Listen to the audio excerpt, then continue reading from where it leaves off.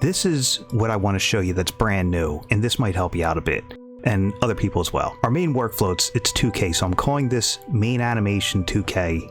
I just clicked new comp over here to get there. 1920 by 1080, 24 frames. I'm just going to make this 10 seconds. This composition right here, this is what the viewer is going to see in black, and everything out here in the dark gray, they're not going to see, all right? So it's important to remember that. Now here's a new trick that I may not have gotten to in the labs, but when you click on an image, you're going to see the thumbnail pop up over here.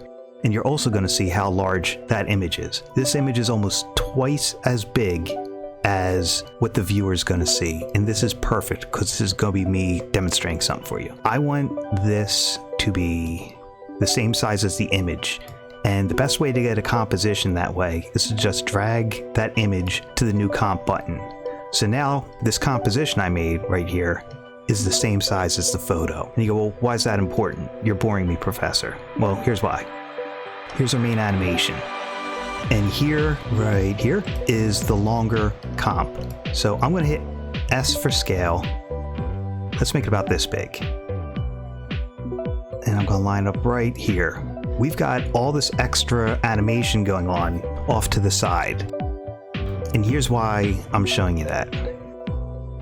So if I've got nothing selected, and let's use your example of the bouncing ball. I'm going to give it a yellow fill just so it sticks out. I'm not going to animate the background. So I'm just going to quickly rough this out so I don't bore anybody. I'm going to move forward in time. Oh, I did not move my anchor point. I'm going to put it in the center. And use your pan behind to change the anchor point. If you hold down Command or Control, it'll snap to an edge or a center or a corner. I'm just going to move my playhead, move this up a little, move my playhead, move this down a little, playhead, and I'm just going to keep doing this. Remember, you got to move the playhead and then make a change over time. That's what motion design is all about. And I'm not going for a perfect bouncing ball here. I'm just showing you a little trick. Okay, so there's my motion, all right? Now watch this. This is larger than the 2K composition I put it in. But watch this. If I animate the long comp,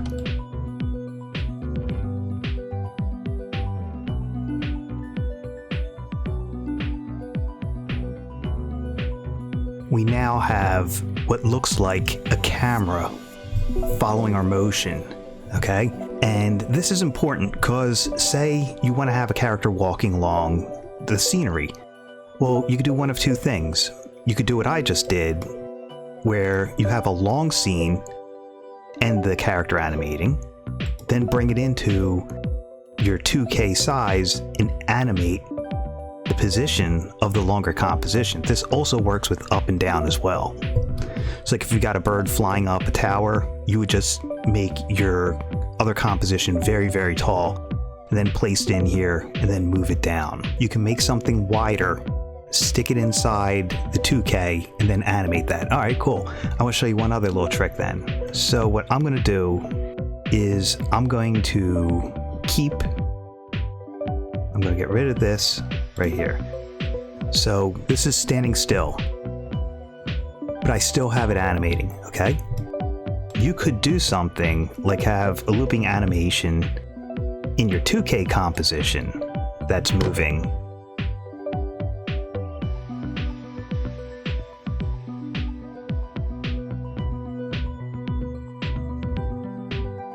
So this yellow ball is just staying in the same area, but I've got the background moving behind it. So if I had a looping animation of a character here, I could have the longer background just panning while the loop is in another file. And for Alex, there's no camera here. I just made something bigger, and see how it goes past the screen right here? It starts here, and then it ends there, so I'm moving it. And the artwork that was inside it, to hide it, I just click the eyeball icon to show or hide it based upon those two examples. Cheating camera motion by having a larger artwork and then moving it side to side or up and down. Yeah, no problem at all. Like I said, we got a few hours and I'm going to try and answer everything in time. So Alexis, I'm going to tackle some of these other ones, but then I'm going to open up your actual After Effects file after I get through some of these other ones. So hopefully you can stick around, and if not, I'm going to screen record my comments on it. And this is something I wanted to show you based upon that logo. So always start off with the Hdtv template if you're doing Illustrator. Photoshop works too. So I started off with this Celtic knot artwork just for this demonstration, an auto trace on it, and I did make and expand, because if it's not expanded you can't get to the art. This is important when you're working with Illustrator and you're bringing it in. This is what happens when you've got one layer, okay? I brought it in and I'm going to put a solid color behind it. This will help everyone because you're going to see what goes on. I told you before, you've got different options for animating strokes and fills, okay? And one of the things I covered, I think maybe, no, I may not have covered this yet, but a popular technique for animating things on, I'm going to turn this into line art. So I just right click, create shapes from vector layer. So this is all one piece of artwork, okay? You don't want to work that way. And I'll show you why. Like if I put on here trim paths, so I right clicked, turned it into shapes. Here's my shapes. Those are selected, you know, with my selection arrow. And if I go add trim paths, watch what happens here. Anything with the stopwatch can be animated over time. So I'm going to animate the start. Start's the first point you draw, end is the last point you draw. So I'm going from 0 to 100. You see how we're getting this goofy thing going on with the positive and negative space? It's not very appealing. And that's because this is all one piece of artwork.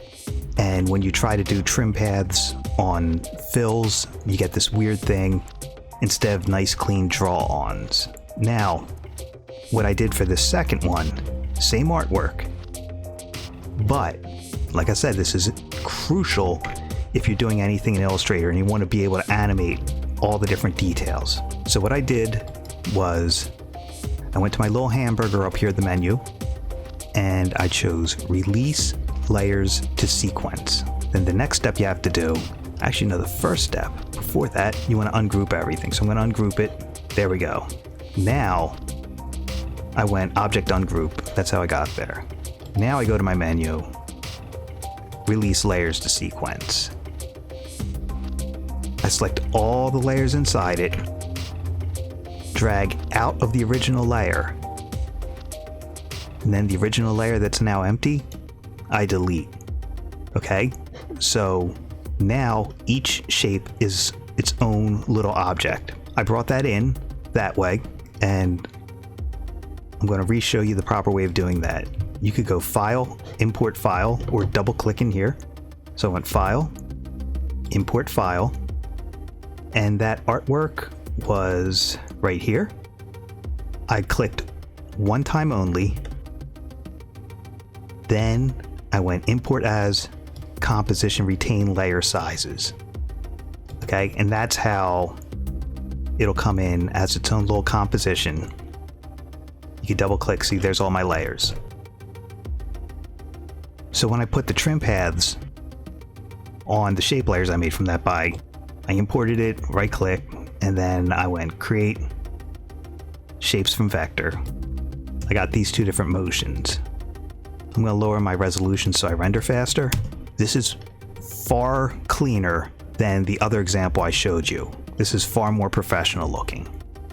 The one over here on the left, when I animated that one on by selecting the shapes, going Add Trim Paths. I'm going to go down to that layer. Here's my trim paths, and I animated the end. For this one, I did trim multiple shapes individual. Okay, this one right here on the left is individual. The one on the right,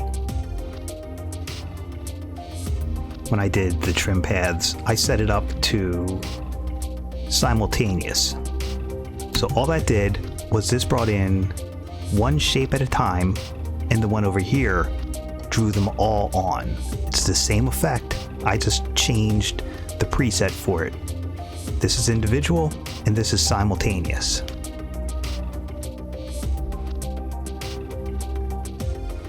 So trim paths are used for drawing on. So if you're gonna do any drawing on, you're gonna want trim paths, and you're gonna want your strokes separate from the fills, because trim paths don't come in nicely with the fills. That's if you're doing anything like that. Another thing I want to show you with that bullhead that I saw. I'm gonna just draw this real fast. Okay, imagine this top shape is the head of the bull, and then I'm gonna change the color so you can see it more easily. Pretend this blue shape down here is the jaw, okay? If you've got them separate and you're gonna want the jaw underneath the head shape, you could animate the mouth moving up and down to look like it's, you know, opening and closing its teeth. Or another thing you could try with that jawline is moving the anchor point and doing a rotate to get some mouth movement with that animal. Does that make some sense with that? Okay, now I'm going to show you two things, and this might apply to a lot of people's stuff. I'm going to hide these shapes. And so we were talking about a wild animal, and pretend this is some of the hair coming off the side.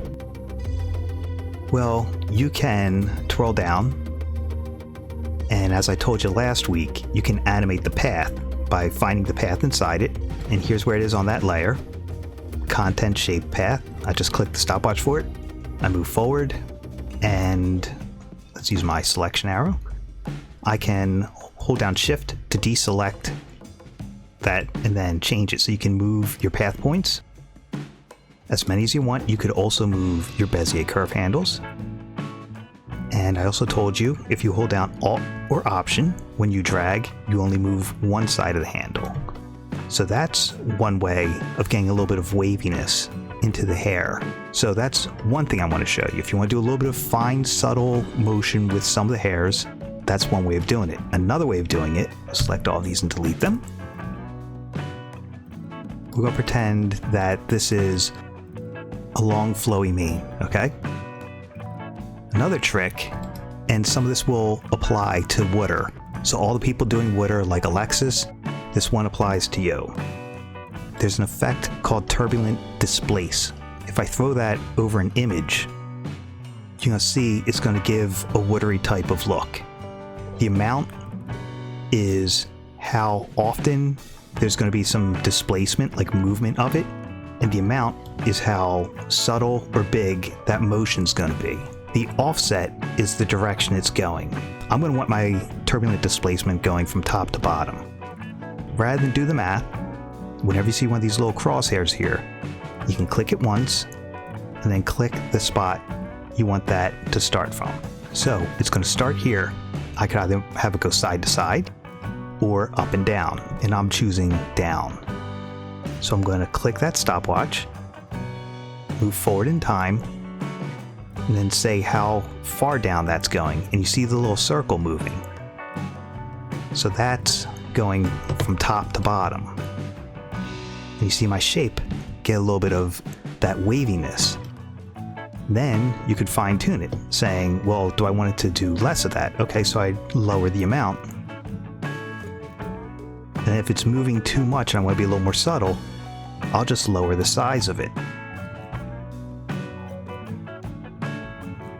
And now you see how you get that rippling water, or you could increase it, have it look more like flowing fabric or hair in the wind. And all I did was 2 keyframes. I chose where it's going to start and then the direction that it's moving. Alright? That's a quick example of getting some of that flow to it. So that would look nice in the mane of your animal. A little bit of rustling. Another thing I want to show you I'm going to delete this first effect. I'm going to put it back on. And I'm going to set that roughly to about the same spot.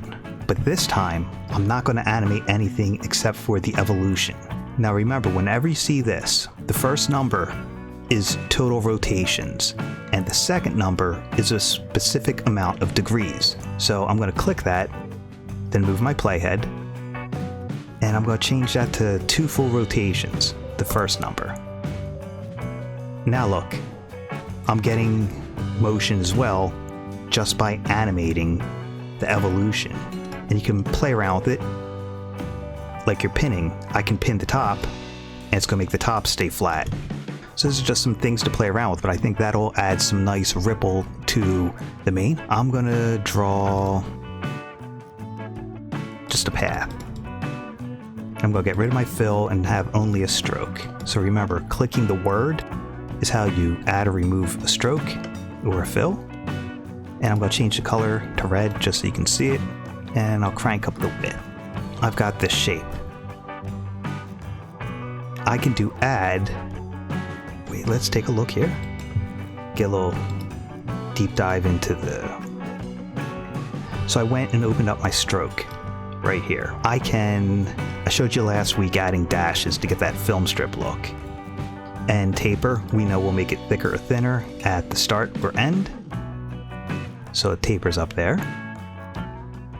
But I saw this and I was thinking of all the people doing water. There's a wave. And you can see what's happening. It's adding waves throughout the shape. So what I can do, I could animate the phase. And I'll make this 3 full circles just so we can see cycles, so we can see what's going on. That's a little fast, but you see how you get that watery look or the flowing hair that we were talking about. You could always go big and then dial it down. So I can decrease the amount and decrease the wavelength. See, a smaller wavelength made more waves. So let's increase that. And now we've got something even more subtle going on. So I'll go somewhere in between those.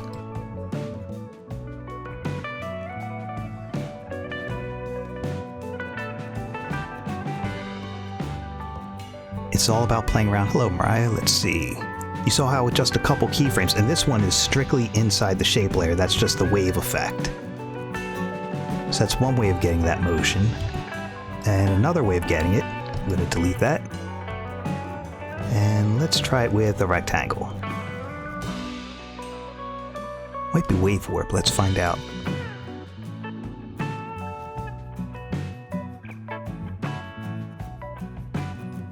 And what this did is I can make the waves taller, wider,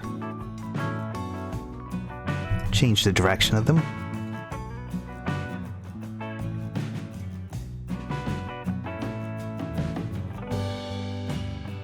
I can slow it down if I want something more subtle and soothing.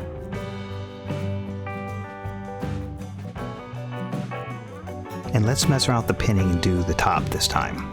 The pinning's not really working that well tonight. So again, you see another way of getting that wave effect as well. And this time was using a shape layer, then throwing the effect wave world, and then messing around with the settings to get that. That'll give you all along both sides. So those were a couple ways of getting the watery effect. If he's not in, I'm still going to go through this real fast, and he'll have it when I put up the recording. Now, with hair, do you recommend to do each individual hair drawn or make it a clump animation?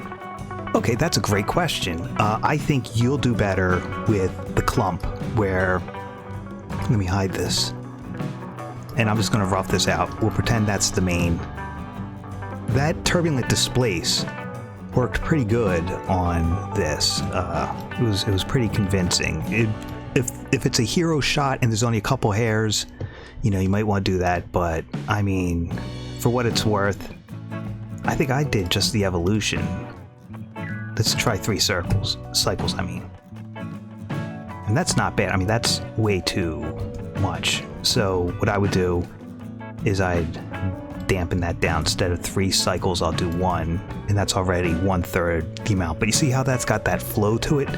I would try that first. Okay, so Tyreek had a logo he'd already done called Bishop Animations. Now, let me crank up the resolution. The hero in this is the chess piece, the bishop. One thing you gotta keep in mind is this chess piece. It's not alive, it's got no life, it has no motion to it, okay? So you gotta think of ways of making that interesting. And what I'm gonna do is I'm just gonna rough this out real fast, because like I said, I'm all about techniques and teaching rather than have you watch me spend 10 minutes drawing it perfectly. You know, I hope you all would rather learn to animate and move things than watch me draw. But if you'd rather me draw more pretty, let me know in the chat, because I don't want to waste people's time. So what I was saying is the main thing for your logo. So here's the chess piece. And like I was saying before, this is an inanimate object and it doesn't really move, okay? But you can use that to your advantage. So you could have a hand come in and move that. Let me shrink this down a little bit because it's still a little too big. And I'll show you what I mean. You might say, you know, it might seem daunting, but I'm going to show you some quick cheats to do it right. First, I want to show you all a concept called parenting. I've got a thing of text and a shape layer, okay? This is what parenting is. All it is just linking one or more shapes together so that they move together. But it's even more powerful than that. So we're going to think of this as like the arm and this as the chess piece. Well, if I want the chess piece to move automatically with the arm, the best way to do that is with parenting. And all you have to do to parent, there's 2 ways to do it. These are my modes and these are my switches. And in both, you can get to parenting. I'm going to stay in my switches for this though. The 2 ways are, this is called the pick whip, this little squiggle right here that you see me pointing to. This is the pick whip. You could either grab your pick whip and drag to what you want to parent to, like that, or use the drop-down menu and choose it. I want to parent my text to the shape layer. So I just grab my pick whip and do it that way. It's good to learn how to use the pick whip because when you get into more advanced expressions, which we'll be covering next week, the pick whip helps you out there. So what this means is when I move this shape layer now, the text comes with it, okay? Keeps them together.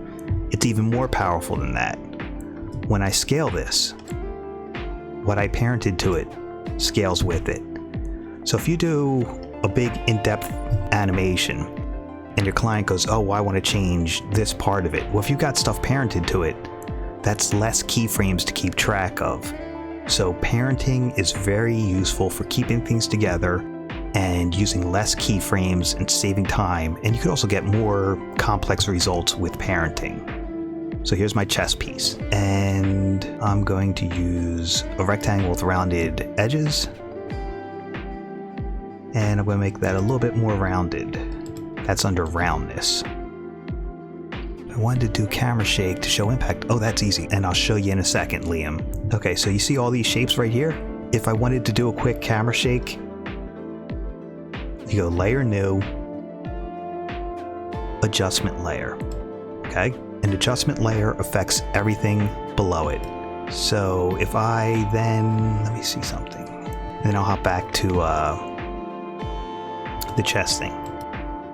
So I threw a transform effect on here, and you're gonna notice it's my pillars of animation: position, scale, rotation, transparency. If I hold down Alt or Option when I click on position, that's gonna give me the ability to put in an expression, and we're tackling that next week.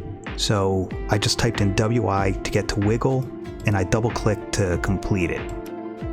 Let's say 1 time per second, comma, 25, and then you click out of the expression. And you can see everything jittering there on the screen. I'll make it more severe. I'll say 2 times a second, 75. So this is the number of times per second and then the amount. See how I get that? That's too severe. So you just change your numbers. Maybe you could say, let's do 6 times a second at 25. See how now you got more of that look? That's what you do. Put on an adjustment layer, throw on the wiggle expression, and you could use a slider expression to start or stop it. And I'll show you how to do that one next week when we're doing expressions. But that's really fast. The expressions do all the work for you. It's a beautiful thing. So I've got this shape. It's my arm. I'll call it arm. I just hit enter to change it. And then I'm going to need a palm and then my fingers. So I'm going to do the palm separate just so I can rotate it if I need to. I'm going to draw this out roughly. You want to have rounded edges, almost perfect circles for where things meet up. Okay, so that'll be the palm. Let me fix up this part real fast. Okay, when you have nothing selected, if nothing's selected and I draw a shape, it's going to create a new layer. I'm going to want the fingers to stick onto the palm. So I'm going to have the palm selected when I draw my fingers. So I'm going to click once, click and drag like that. And I'm going to get rid of my fill. And I'm going to add a stroke. Just so you can see them easily, I'm going to make my fingers red. And you want them about the thickness you want them to be. Let me make that a little bit longer. Okay. So, I'm glad that you have this chess piece because it gives me a little chance to show you all something a little deeper with shapes and all that. So this first shape, I could click on the eyeball to see what it is. I'm going to hit enter to name it. That's my palm. The hand comes in. No, this will be our thumb. I'll call this thumb. Okay, and you'll see something here in a second.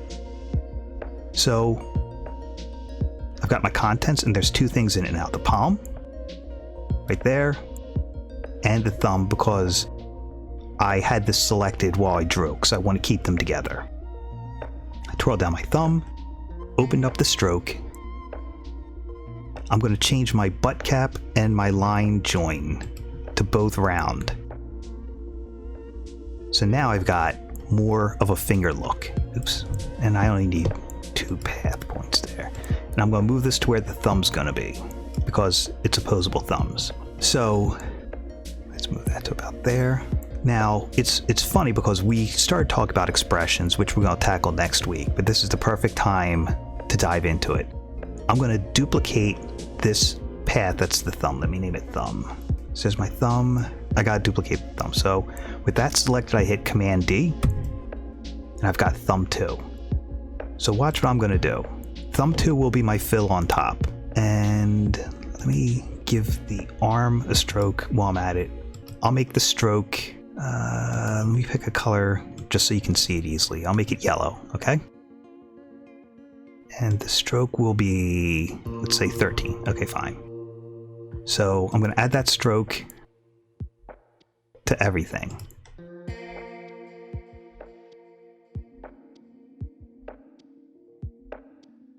And then my thumb, you'll see in a second. So this is a thicker stroke because we're using it as a path. So this is the thumb, and this one's going to be the thumb stroke. And what I mean by that,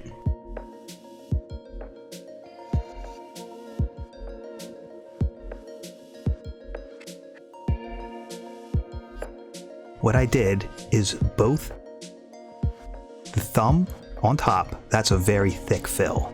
I mean stroke.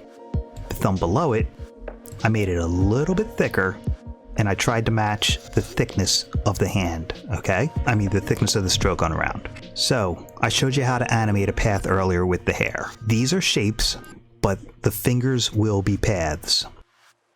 If I take my stroke, this path, I click here, there's the pick whip I told you about. If I pick whip that to the path of the first one, when I move that, they stay together, okay? So now you get to keep that cartoon look of a stroke and a solid, okay? That's one thing. Now earlier I talked about animating draw-on, draw-offs with a trim path. Well, here is my stroke right here. I'm going to add a trim path to the yellow stroke by selecting it and choosing Add Trim Paths. Now you can animate this, but I don't want to animate this.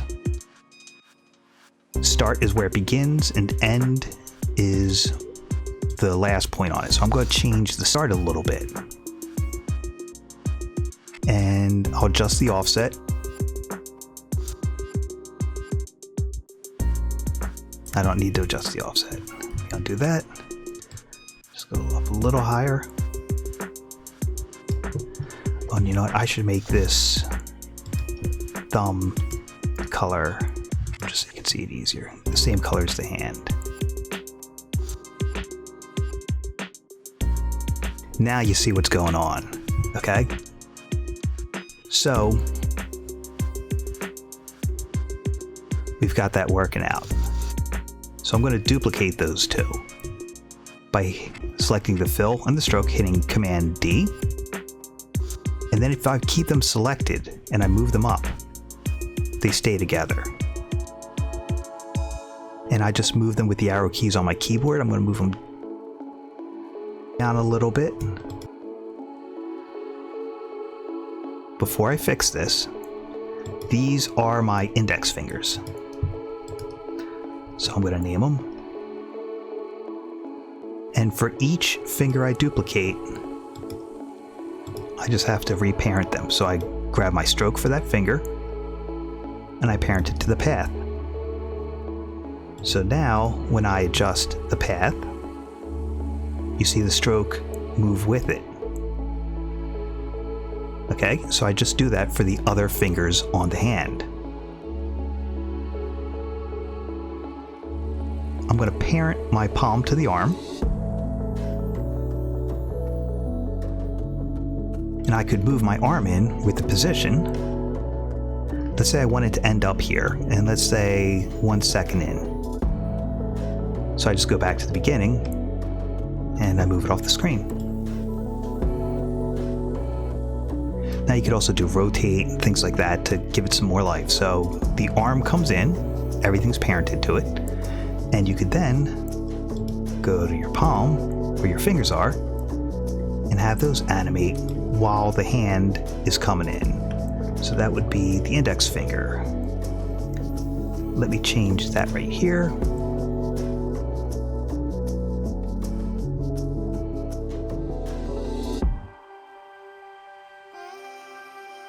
You see the finger moving?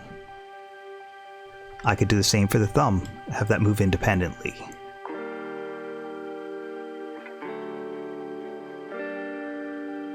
And that'll be your fill that you animate the path for.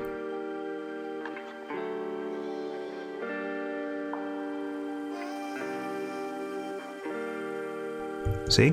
So you can move the arm in and then animate your fingers as you want. You just do that technique I showed you, and I'll do one more time with one more finger, just to drive it home. I select both of them, hit Command D to duplicate it, then I move them up my layer stack, and these will be the middle finger now.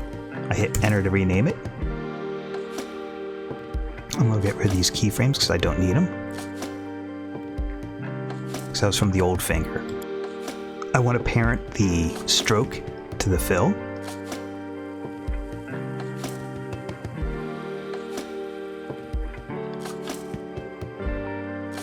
And I just had my path selected, so I was able to move that as I want. So now they stay together. So I've got that motion of the hand coming in, grabbing the chess piece.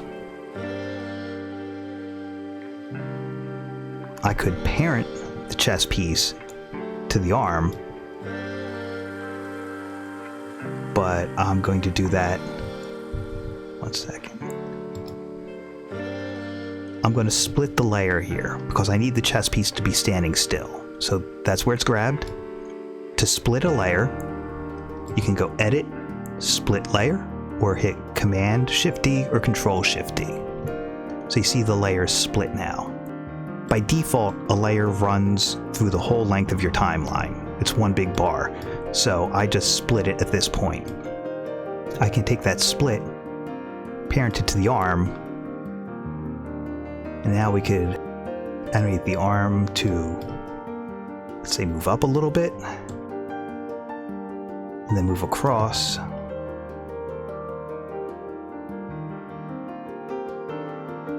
Like such. There's one more trick I want to show you. So the arm came in, and it's about to move.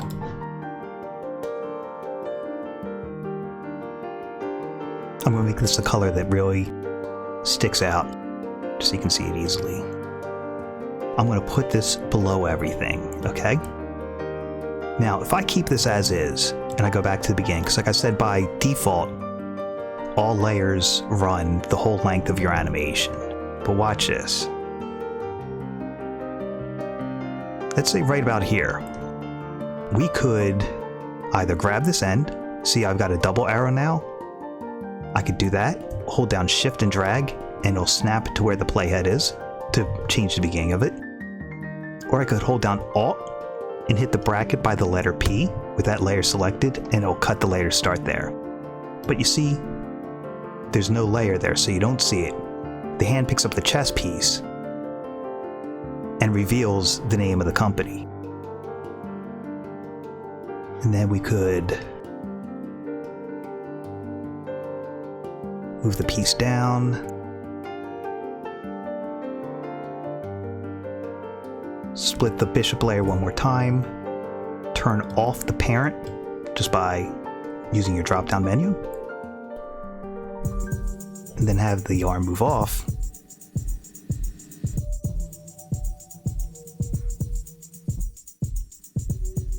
That's just a quick and dirty motion comp to give you the idea. But you see how finding ideal points where the... Oh, I'm about to crash. Okay, there we go.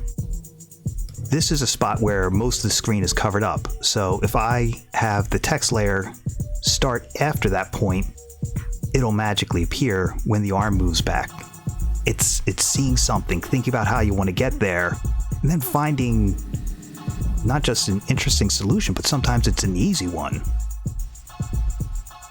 So those are just some things to think about. I hope that was helpful for you, Tyreek. And if need be, I can do a deep, longer video on how I did the hand and the fingers. But like I said, in a nutshell, all I did was I used my pen tool, click and drag,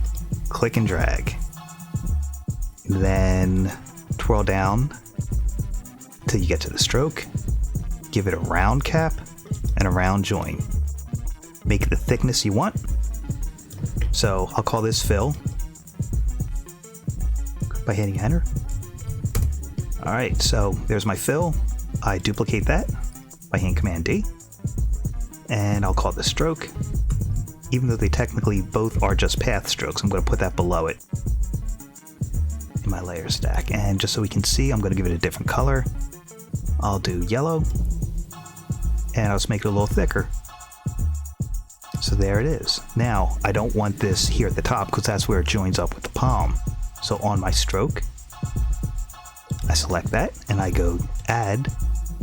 And this is where we did wiggle paths earlier. But trim paths can be animated for your draw-ons, or you could just use them to change where stroke begins or ends, like that. Then the last step was just opening up the path for each one. So for your stroke, you grab your pick whip and you drag it up to the word path right here. So that way, whenever you move and animate the path, remember you can animate the Bezier curve or the anchor point. They stay together. And that's a fast, easy way of animating fingers. And you would just make sure they're all connected to the palm. Now, let's all take a look at this. What do you see happening here?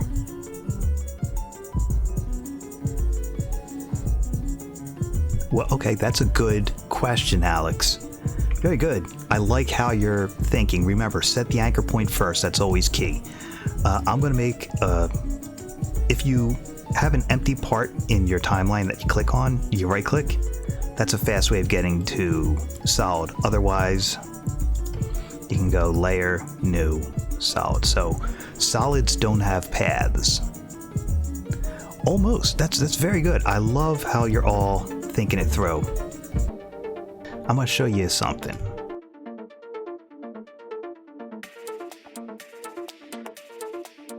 Okay, everyone see I just drew a path, just 2 path points right there, okay? If you've got your shape layer selected and the arrow tool, that's when you get add up here and add down here in your shape layer. I'm going to add a repeater. I'm going to do 20 copies just so you can see what's going on. Now you can't really see much here, but if I twirl down the transform inside of that repeater, right there below it, the position, I'm going to change it to 0, 0. That means they're all right on top of each other. Smack dab, giant stack of pancakes, okay? Now,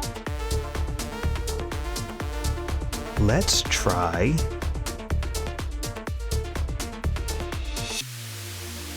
that. So the 0, they all line up there, and then I changed their Y. So now, from that one stroke, we've got this happening. And look what happens when I change the offset. So I could click my stopwatch here, move forward, and change that offset. You now get that motion. We got that motion with 1 path and 2 keyframes because we repeated that 1 path and just spread them out. You could always make them even more spread apart if you want, just by increasing that right there in your transform repeater, like such. And you remember there was a circle there, and that's the final step to that animation. And the way that works, there's something called an alpha matte. It's almost the same as a clipping mask in Photoshop or a compound path in Illustrator. And what that is you pick a shape. So I need a separate shape, so I make sure nothing's selected. So if I make a circle, it's its own layer. Okay, let's say that circle's big enough. Let's just line it up where we want it to be. I'm feeling lazy tonight, so I'm going to go open up my line panel, center align it, vertically align it. And I'm going to need a fill. And no stroke. Okay, so the way an alpha matte works, and this is in the tutorials coming up, but these are my switches. I need to be in my modes for this. So you always click switches and modes to get there. So these are my modes, and these are my switches. The little tick boxes are switches. There's my modes. I'm going to call this alpha matte. Always remember the phrase I use, a mask goes over your face. So the matte shape goes over what I want to matte out. So it's on top of it in the layer stack. All you have to do, select the layer that's going to have the matte apply to it. So the matte's on top. I select the layer below it. Then right here under track matte, I just change it to alpha matte. Now we've got that circle and that motion. And we just created that in a couple minutes with 2 path points, 1 repeater, 2 keyframes, and an alpha matte. Midway through this course, you're going to be able to break down anything you see very quickly. It's all a matter of looking at position, scale, rotation, transparency, figure out where the anchor point is, because you always set that first. Stick to those, then you can get a little bit more creative, which we'll be moving into with like masks and alpha mattes.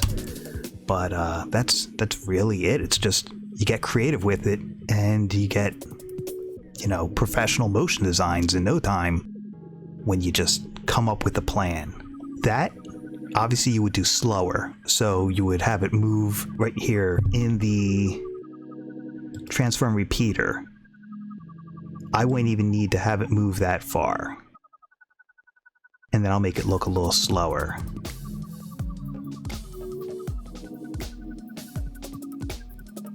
I could also drag out this offset. That's the fast way of doing it. See, now it's moving slower because the offset is there.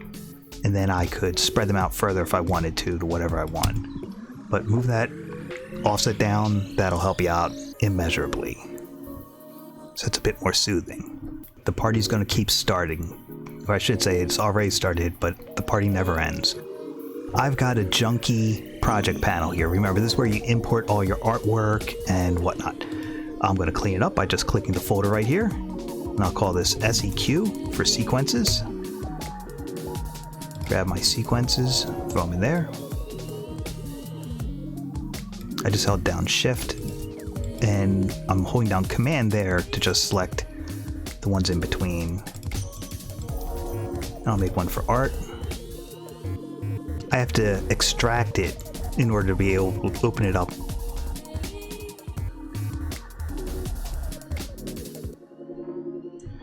Okay, good. Let's see what you got going on there. Good. Let's see, where's your anchor point at?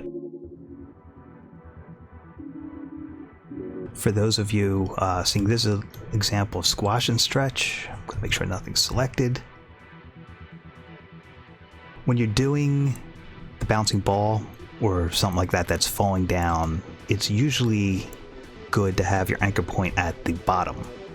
And that's because that's where gravity is going to draw it from. So I'm going to put mine right up here, and I'm going to go P for position. Move forward a little bit. Boom, that's where it hits the ground. So there's my simple motion. This right here is the solo button, and it'll just solo out the one layer I have selected, mine. Zoom in here. Now, as gravity is pulling this to the earth, it's going to stretch it. If I want just position and scale, I've already got position. I hit P to get that. Scale, I would just hold down Shift and hit S. So every time I hold down Shift and hit a letter like T, that'll open up that for transparency. If I hold down Shift and hit T again, it gets rid of it. So right here, right before impact, is my maximum stretch. And I'm going to want to start stretching right about here. For squash and stretch, it has to be non-uniform. So that means I turn off that chain link right there. And this is where I want the stretch to start happening. So I click right there. And the maximum stretch is going to be just before impact. Now when you're squashing and stretching, the most important thing to know is to keep your volume consistent. Squash is down and out. Stretch is up and in. So squash, it gets shorter and wider. Stretch, it gets taller and thinner. And you keep them consistent. What do I mean by that? Well, I'll show you exactly what I mean by that. I'm going to go extreme here. I'm going to do easy math. This one's going to go out. Well, squash is the impact. I'm sorry, stretch. So I'm going to go up 50 and in 50. So before I was 100, 100. So I went up 50, in 50. So it's 50, 150. There's the original circle, 100, 100. So my maximum stretch is in 50 and up 50. There's my impact. The impact is the squash. That's down and out. I'm keeping my volume consistent. I just flip the numbers. So it's going to go from 50, 150 to 150, 50. See right here for my stretch, I went in 50 and up 50. And then for the squash, I went out 50 and down 50. And I'm going to move forward a few. And and it's going to stretch and squash less over time. So if I went 50 in and 50 up, I'll do 30 this time. So it'd be 70, 130, and then I'll go down a few, and I'm going to keep my volume consistent. I'll just flip it, 130, 70, I'll go forward a little bit, and this time I'll do 15. So it'll be 85 and 115. Go forward a little bit, and I'll just flip that.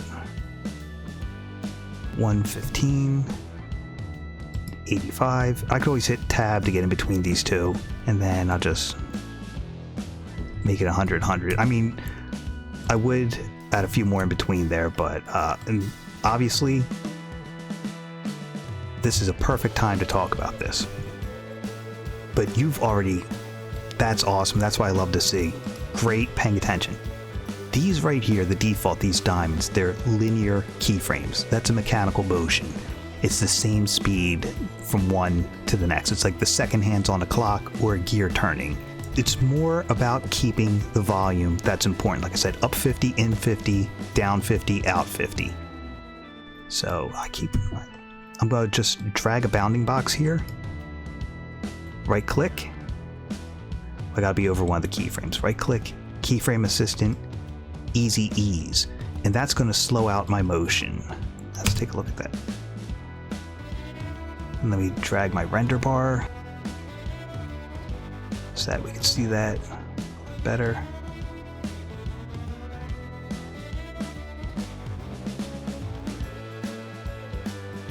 See, like that. Now that's an extreme example, but I kept my volume consistent. Okay, so if you do less, you'll get less of an effect. The more extreme you go, the more it's like a water balloon.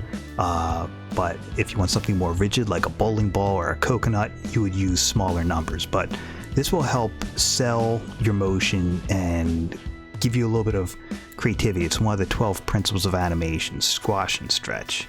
I'm going to unsolo that, hide line. I like what you've got going on here. Did you get my tutorial on using the repeater to animate the open and close of the camera shutter? And for Alex's question about experimenting with your motion, you've got mechanical motion. Oh wait, one sec. Alexis wrote. I'm sorry.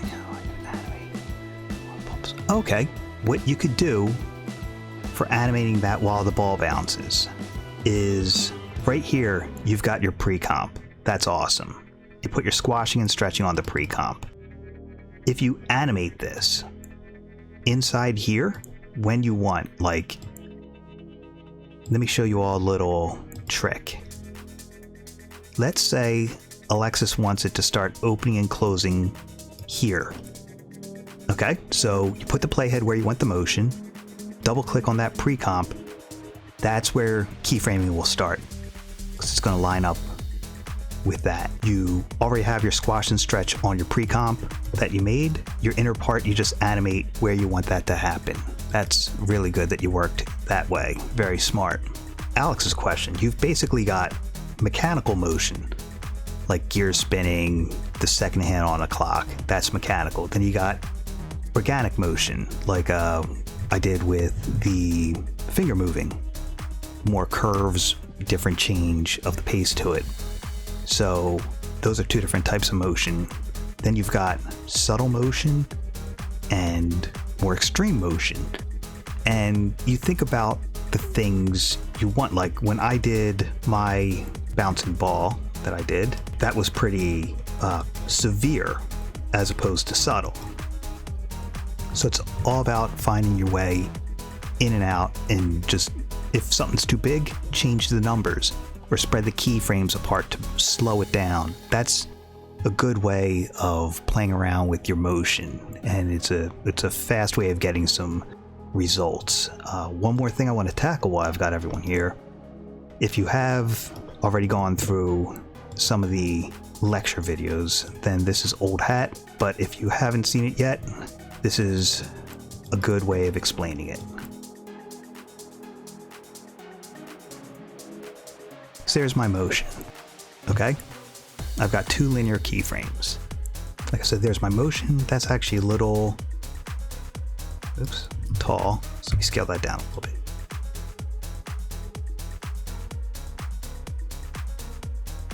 Now I'm going to show you a little trick here. I already did my keyframing, but I'm realizing I want this higher up.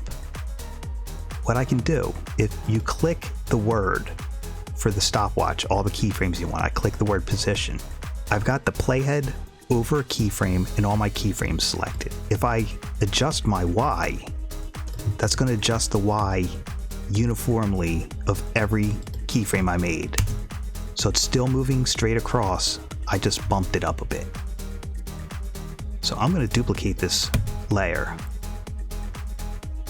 and I'm going to move it down a bit. So I have my playhead directly over a keyframe and I've got all my keyframes selected. Now, if I didn't have my playhead over a keyframe, it would have just created a new one. So I'm going to make these 2 different colors to make it easy to see what's going on here.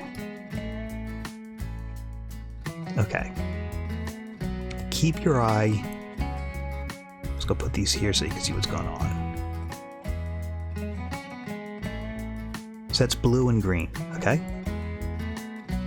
Watch what happens if I ease these. So I selected all my keyframes by clicking position and I ease them. They're moving differently now, even though they're going the same distance over the same amount of time. And I'll show you why. So I select my word position to get all my keyframes of the linear ones. This right here is the speed graph, the graph editor. Right here is where you change between them, but I'm at my speed graph. And you can see linear keyframes, it's a straight speed, it's not changing.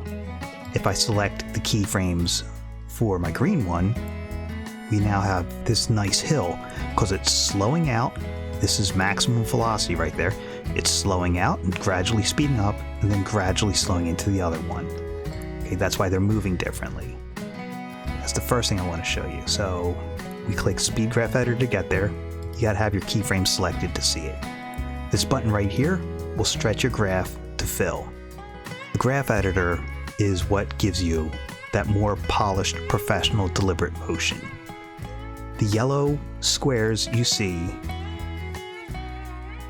are your key point, your key frames. So these are your keyframes right here. Don't move this up or down.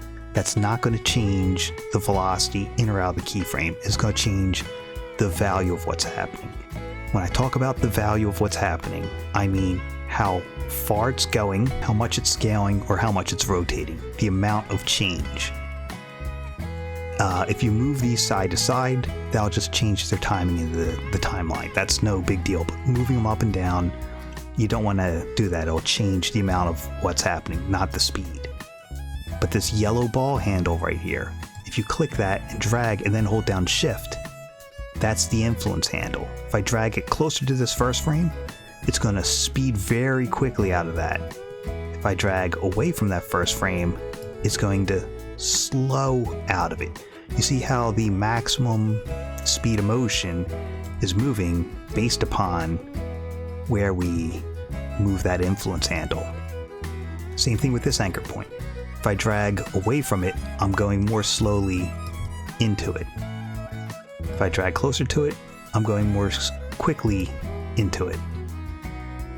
This is a pretty severe, ridiculous one, but I'm going to... So it's very fast out, very slow into the last keyframe.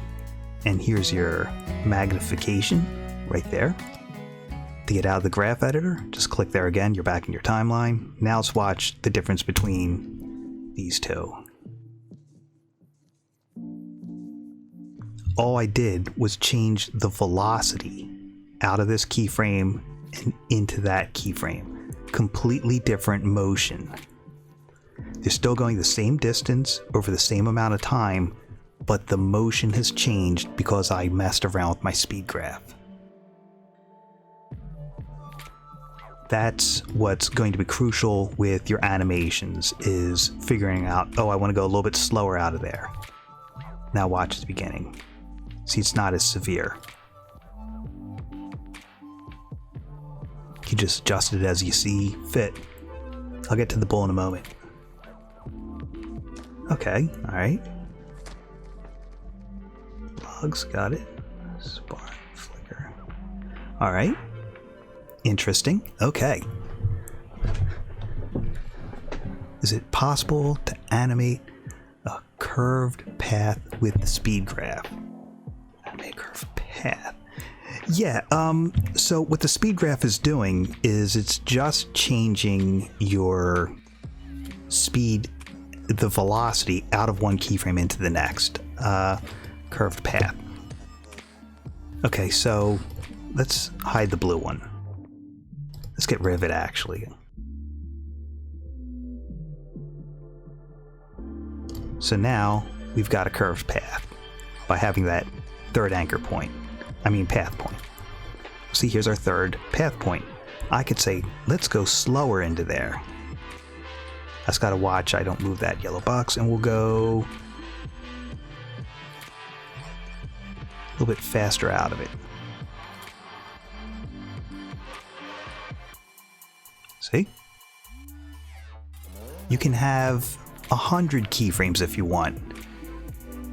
It's, each one is going to have its own velocity out of and into it. So you're going out of this one, into this one, out of this one, into that one. It's all on how you want to drag that handle, faster or slower, in or out. Yeah, no problem at all. All right, now I'm going to open up. I'll get to the campfire in a second. Okay, so pretend you're a whiz at Photoshop, and like I said, if you're going to draw and you're going to use pixels and have beautiful artwork, try and break it down into layers. Like, I would have this body completely filled out and then the neck overlapping it, and if you're going to do overlaps, you'd want to have round edges to help hide things. But the puppet pin tool right here, this is later on in the semester, I'm just giving you a quick preview of it. It's not just pinning down what you want to move, it's pinning down what you don't want to move. So if I just do one pin here and one pin there, and then I move, the whole piece is all over the place. So I need far more pins for that. And this would be a lot better if I had this silhouetted out, but just doing a quick little preview here. Let's take a look at this tail. So you get your pins where you want them, and then you just move your playhead, and then move whatever pins you want. And then, the more you move something, the more severe it's going to be, or you just move something a little bit, and that'll be a little bit more subtle. But the closer together you move the playhead, the faster the motion's going to be. The further apart, the more dramatic, the slower it's going to be. So let's click off that. And if I just click hide mesh right there, let's take a look at that. So you see some motion happening just from those pins. So I'm going to show you a variety of techniques, and you're going to see what works best for you. There's so many ways to do motion design. You could use your paths, your shapes, text, whatever you're strong at. I'll help you get the best motion out of it. That's, it's a good thing to see some of these previews in lab time. Oh, there we go. Just took a second to load up. If you skip ahead and you go to the descriptions, it'll tell you what that video covers. Plus, if I use any expressions, I paste them into the description. So, so the description will help you find stuff. Yeah, make sure it's broken into sections. Yeah, because then you'll have more range of motion, and obviously you want it silhouetted out. Like I said, you could use paths if you want. It's all up to you. Everyone ready to be dazzled? Sure you are. Well, not be dazzled. Be, dazzled. I want you to be dazzled, not bedazzled. All right, so fire. I'm gonna make it red. Boom. And I'm just gonna get rid of that. Take a little bit more time with this. Okay, that's a little bit more manageable. Okay, so I just have a shape layer, roughly shaped like fire. Okay, let's do a turbulent displace first. I'll show you what that does. I throw turbulent displace on here. fire goes up. So what I'll do is I'll click my crosshairs, put them at the bottom. Then I'll click the offset. Let's go a few seconds ahead, and I want it to go up.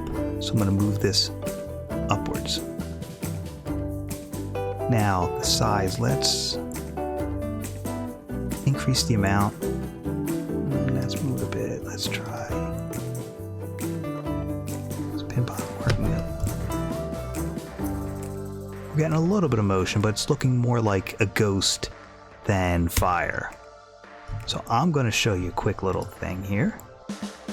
What I'm going to do is I'm going to make a new composition that I'm going to place in here. I'll call this noise. I'm going to add a solid to it. I could also go layer new solid, but I'm going to want this to be black. Now I have a video already. I'll send you the link to this. I'll send it out to the whole class, but it goes, I got a pretty decent fire pretty quick. But basically, I'm going to use this noise, this fractal, to animate the path of the fire, sort of like the Turbulent Displace. So I'm going to want more contrast. And let's try... let's also try a larger scale. The bigger it is, this is roughly how it's going to be changing it. Now let's do... click offset turbulence, move forward. I want this to be going up. Let's preview that. So that's going up pretty slow. So that means I need to make it go up even higher with a bigger number to make it move faster. And that's still really slow. Let's try that. That's a little better. I don't want to waste everyone's time. Now the evolution. Well, click that stopwatch and let's give it 2 full circles. Let's see what that looks like. Now I'm going to want more. Let's try 4. I'll try 5. I could always slow it down. See, that's a little bit better. Now let's take a look at that scale. Let's shrink that scale down a little bit. See what we get. That's a little bit better. So let's take a look here. So here's my fire. And here's the noise. I'm going to put that in there. And like I said, you'll have the other video to go off of, but I'm just doing a quick test here. Now if I do a displacement map, maps, like a displacement map, works off of the grayscale values of a photo or a video. So white will go in one direction, black will go in another direction, and 50% gray will have no change. That's why I messed around with my contrast and size. So my displacement map is on the shape layer. I choose the displacement map. It's going to be my noise. Already, now remember, this will show our height of path. Already, look, we're getting... That's not too bad. So we're getting close. So I can adjust the amount of displacement by increasing or decreasing it. See, now we're getting some of those side flames shooting out.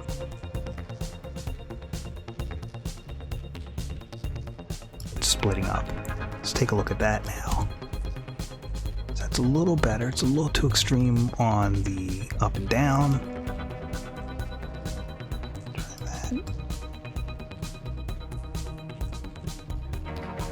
That's not too bad. And I'm going to forward you all the video where I'm messing around with this, but what I need to do at this point is a technique called look at this, edit that. And I know I'm jumping around with a lot of stuff, but everything is explained in the lectures. So as you go through them, it'll make more sense. But this is me just showing some ideas during lab time. But if I click this padlock right here, that's going to lock what I'm seeing here. So if I jump over here, I'm still seeing the effect from the other composition. So now, in real time, I'm seeing how it's affecting the artwork right here. And then I can see doing different settings will give me a different look. I can say what happens if I lower the contrast. If I increase the contrast, see I'm getting a rougher look with the increased contrast. Let's see what happens with the brightness. What if I make it darker? See, it's all changing it, but I'm seeing it in real time. What if I rotate it a little bit? See, like that. I'll undo that rotation. Now the scale, what if I make the scale smaller? See, now I'm getting too much. So I'll make the scale bigger. Now I'm not getting enough. So that was too much. That's the number for where we were. So let's go a little bit more than 100. Let's go a little less. It's all about dialing in your look. And pretend we say, hey, that's pretty cool. I like that. What would happen if I threw a Turbulent Displace on top of that to make it even more a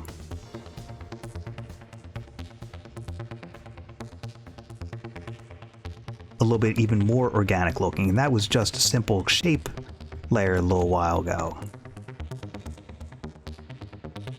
And here's where the fun kicks in. I've already got this layer. I've already thrown effects on it. If I duplicate it by hitting Command D in my timeline, I can change the color of it and then mess around the settings a little bit different.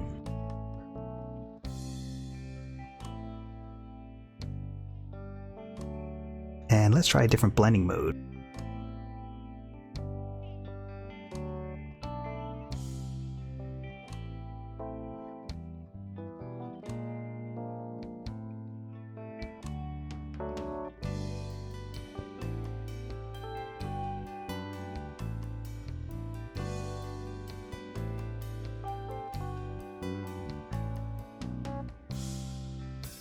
And all I did was just duplicate the layer and throw some blending on. I could even duplicate it one more time and change the color to something a little bit more yellow.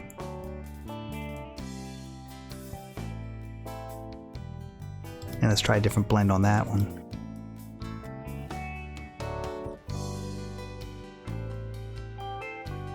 I could even lower the opacity if it's a bit too much. And I could mess around with changing the settings a little bit.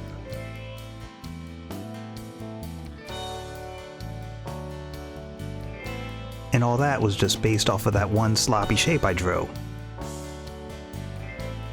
You can see how there's lots of ways of getting motion, using expressions or fractals as a displacement map. It's all up to you as the artist, and I'm going to show you lots of techniques so that you can get the work you want on time for the assignments. That's why I encourage people to come to lab or have their questions ready so that you can see some of these things in advance and, see what is and isn't possible with After Effects, but there's a lot of things you can do with it to get some pretty slick results pretty quickly. Now, I didn't forget anyone. I showed puppet pinning with the bull. Like I said, break down your object into as many shapes as possible, especially with characters. And that overlap, you want the round joins for that. And I also showed you the possibilities of, this one we were talking about. She pre-composed the artwork, so it's all inside there, and then she did her squashing and stretching on the pre-comp layer. So now she can go in here, animate these as she wants.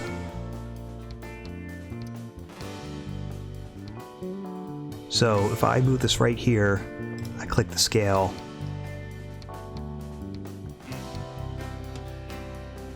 down, and then back up. I could just copy this first keyframe, paste it there.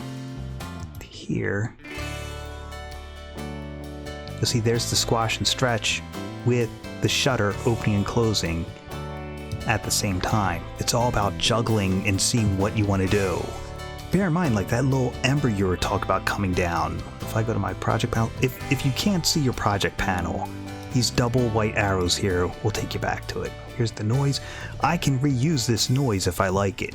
So here's our first thing right here. I'm gonna make a new one. I'll call this Ember. So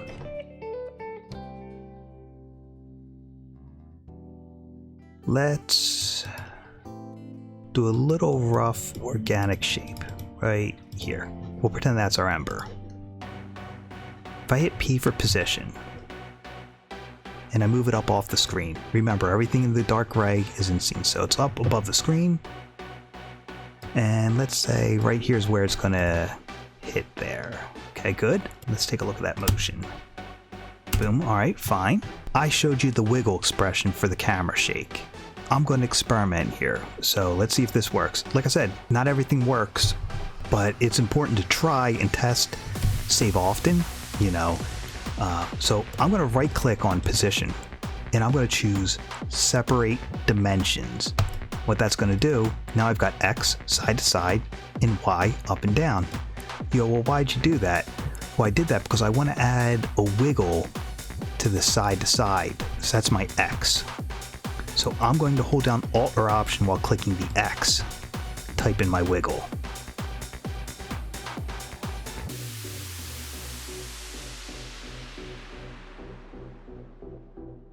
Now let's try twice a second, comma, 35. Let's move it bigger than that. Let's try 95. See, now we're getting some irregular, you know what I'm trying to say. Let's try 7 times a second. Look at that. Okay, so we'll pretend that's what we got going on. Now, for the, I want this to fall a little, let's see, here's the X and Y, we click that.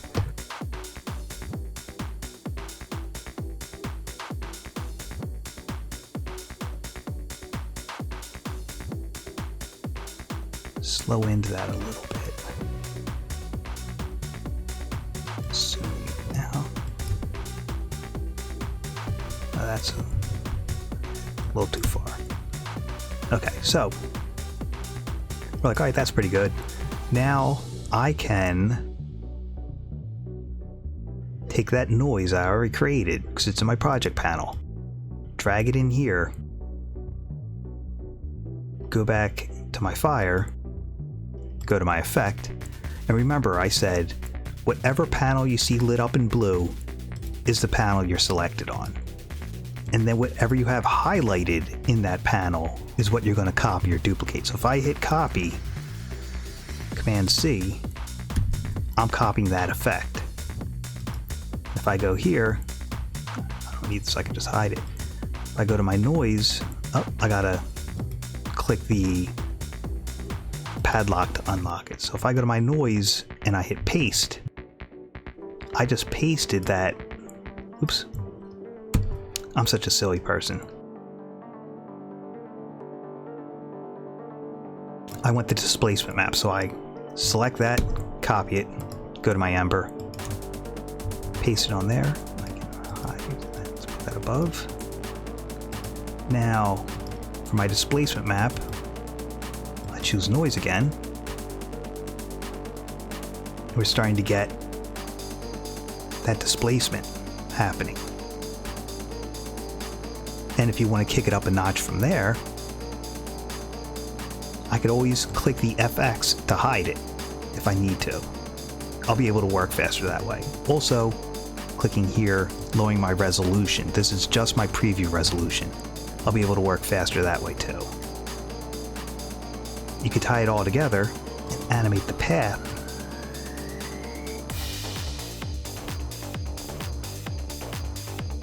As it's falling too.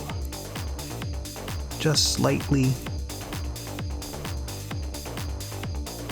little subtle things.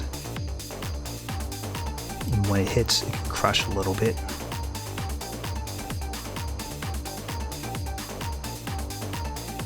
Turn back on the displacement map. See? Like that. And then you could have the logs in a layer over top of it so that it looks like it falls into the logs. Oh, hello. I added a practice animation to my drive. Could you take a look? Nope. I'm going to ignore you.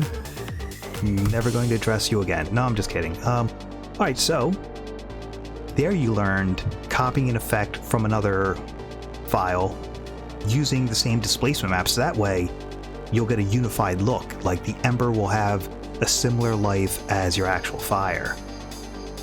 And you animated the path on the way down because it got smaller as it fell. But yeah, like I said, it's all about playing around with your idea. I mean, we got some pretty slick motion there in a very short amount of time. Just using that displacement map, it's a very powerful... No, don't worry. Ask away. You know, that's what I'm here for. So this is, you know, from the artwork not being there. Let's try the other one. At least I can see that you're getting very comfortable with your anchor point and just picking different things to happen at different times. So even with nothing there, I can see you're doing things. So what it looks like when artwork is broken, and it's the same as using InDesign. It's no big deal. It just means the artwork's missing or you moved it. Like if I had it on my desktop and then I dragged it into another folder, I just got to relink it. It's no big deal. I'm going to close this project and I'm going to force that into, let's see if I go. So now when I download our artwork and I put it in here, the next time I open it up, it should recognize all of the artwork. Automatically refreshed. All I had to do was just get that artwork.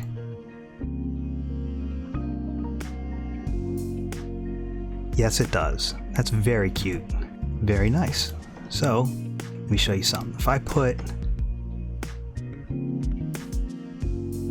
Let's do... Okay, so... When you've got your color grids in After Effects, basically all of Adobe, from left to right, it's desaturated to saturated, and then up to down, it's light to dark. And then over here is your hue. Like if I wanted to get a similar color but with the same amount of saturation and lightness, I could just slide along my hue slider. So I could give this a little bit darker and then move down a little bit to be a little bit darker as well. Click OK. So this is just giving some contrast. Now we can see those whiskers better.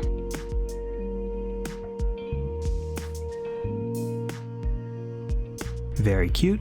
And let's try something here. If I right click, hit create shapes and vector, and I twirl down the contents. There we go. I can now click a stopwatch here and there. I held down shift to deselect that.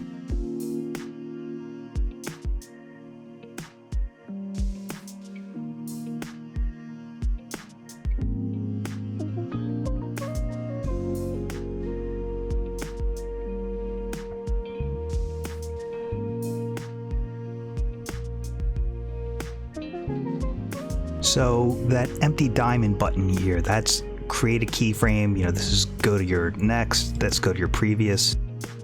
And I can then just, it's this one right here. So I had my lower whiskers go down and my upper whiskers go up. Just give them a little bit of spring.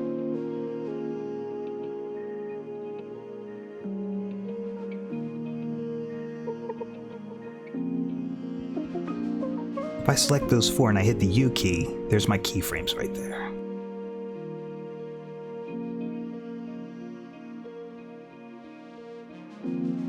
See? Even though this was one piece of artwork, since it was done in Illustrator, I was able to create shapes from it.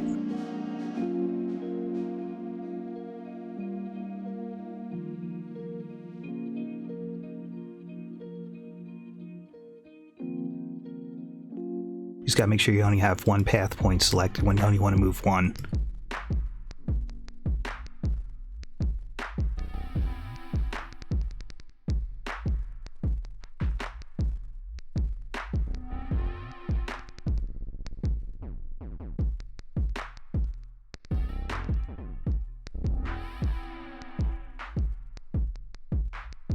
And clicking the eyeball icon is the fast way of finding out what's what.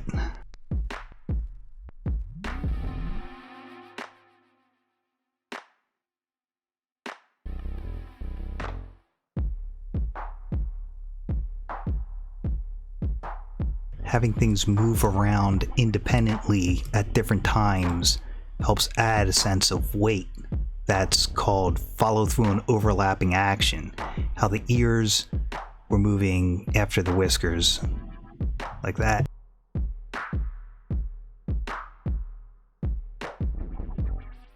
Just subtle little things like that. Another thing you could do, it's all about just playing around and figuring out what you want. So we know this is the nose.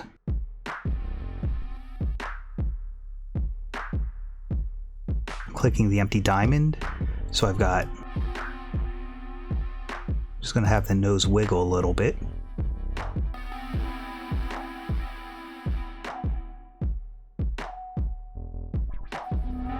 And I know that this first keyframe, if I copy and paste it, that's going to be the nose going back up.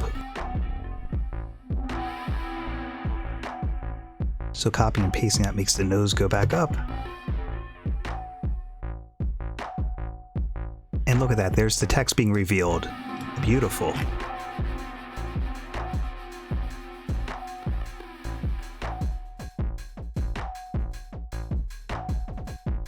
Just like we did earlier.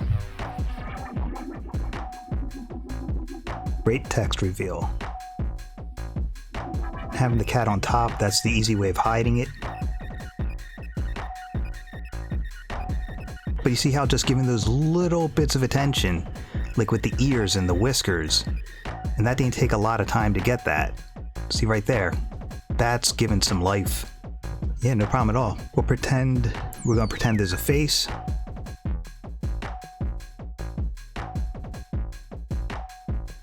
Anchor point is everything. I'm going to want my anchor point to be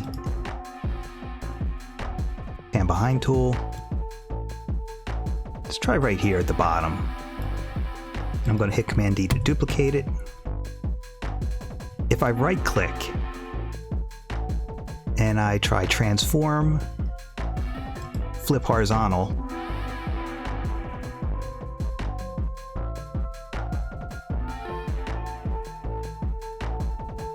now I've got separate eyebrows, okay? So if I go forward a little bit, let's say about here, I can hit P and then hold down Shift and R. Since I had both of them selected, that opens up the stopwatches for each.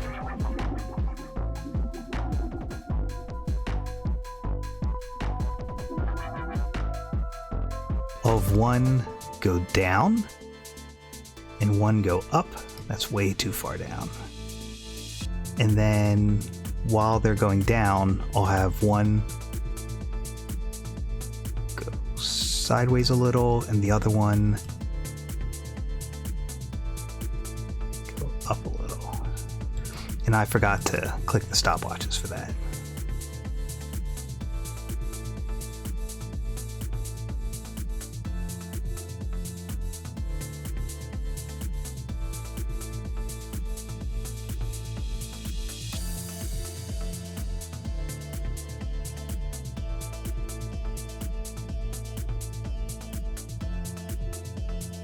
See, just, all right, have a great night, Alex. No problem, Carrie. Hope you all have a great night. Remember, the more layers, the more options, and the more control you have. And it's just about making changes to things over time. So I can't wait to see how your projects progress. I'm liking what I'm seeing, and you're all picking up on things pretty quickly. So have a great weekend, everybody.